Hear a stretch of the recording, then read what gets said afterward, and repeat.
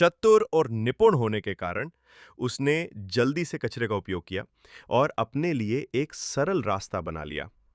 Jack ने diving goggles के नीचे स्क्विड बांधकर आखिरकार भोजन प्राप्त किया और समुद्र में मछली पकड़ते समय गलती से उसे एक क्षतिग्रस्त नाव मिल गई और आपातकालीन स्थिति में उसने नाव को समुद्र से बाहर खींच लिया।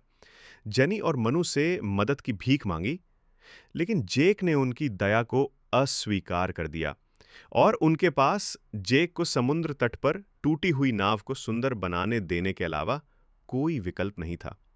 हालांकि जेनी को इस समय भी अपराध बोध महसूस हो रहा था, लेकिन जेक के उदासीन रवैये को देखने के बाद पूरी तरह से हताश जेनी ने आखिरकार एक विकल्प चुना।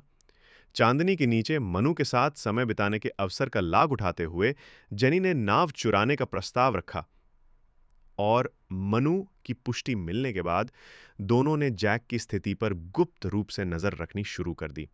अगली सुबह मनु ने पाया कि जैक ने न केवल नाव का प्रदर्शन किया, बल्कि मछली पकड़ने के लिए समुद्र तट भी छोड़ दिया। शैडो ने जल्दी से जेनी को जगाया और जेनी से तुरंत कार्रवाई करने का आग्रह किया। जैक को समुद्र पर तैरते हुए देखकर वो आर्तरगा से नशे में था। दोनों ने हताश होकर नाव को लॉन्च किया और जल्दी से समुद्री गुफा में प्रवेश किया। लेकिन जिस चीज की उन्हें उम्मीद नहीं थी, वो ये थी कि ये सब वास्तव में जैक की साजिश थी।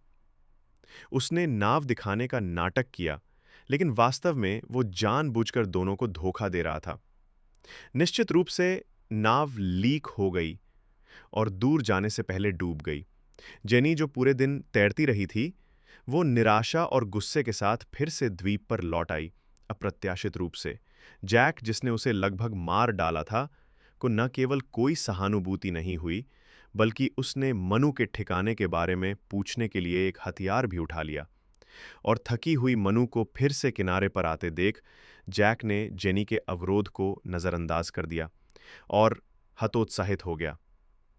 मनु, जिसे चाकू मारा गया था, ने हताश होकर मुकाबला किया और जेनी के अपहरण के तहत जंगल में भाग गया। लेकिन जैसे ही मनु भागा,